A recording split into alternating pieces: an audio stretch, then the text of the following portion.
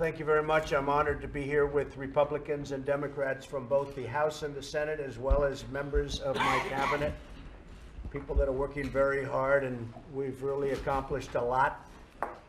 We're here today to discuss the urgent need to rebuild and restore America's depleted infrastructure. We've been having meetings with different members of Congress. They've been very successful meetings. We'll see how it all turns out. This is a priority that is shared by members of both parties, and most importantly, it's shared with the American people and by the American people. To begin the conversation on the issue, I have laid out the principles for the biggest and boldest infrastructure initiative in at least a half a century. This framework will lead to a $1.5 trillion investment in American infrastructure, a faster permitting process that takes 2 years instead of 10 years and maybe less. We're looking to get it down to 1 year, if possible, because when the money goes out, we want them to be able to spend the money, not wait around for many, many years while they get their permits. $50 billion for rural infrastructure, including broadband internet access. Rural communities have not been treated fairly. So we're going to spend $50 billion on rural infrastructure and internet access, which is so important. A workforce initiative that invests in our most valuable resource, the American worker.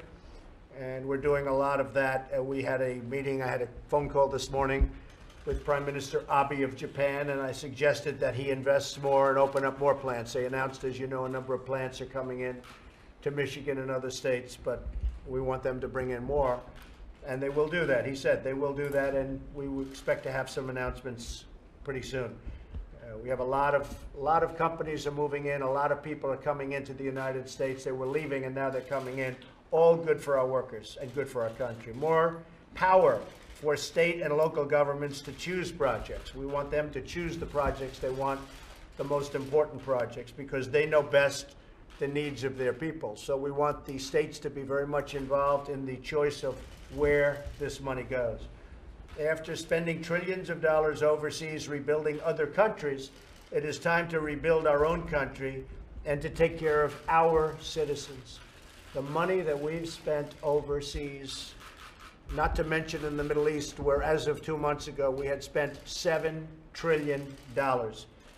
And yet, if we have to fix a road, we can't fix it.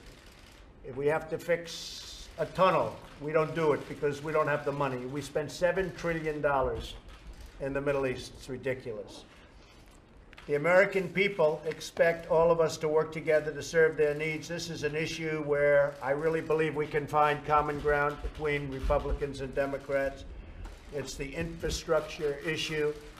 It's something great for our country. It's something that our country needs.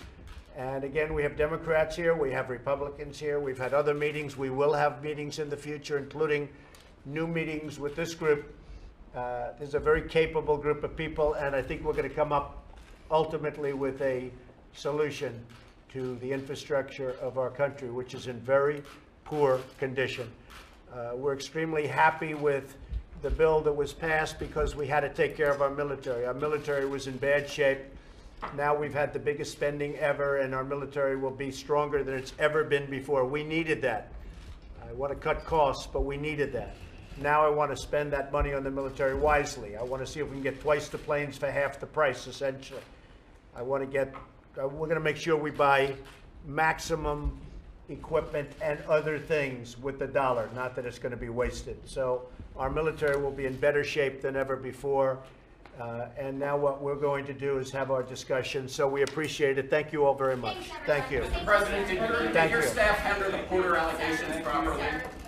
Thank you very much, everybody.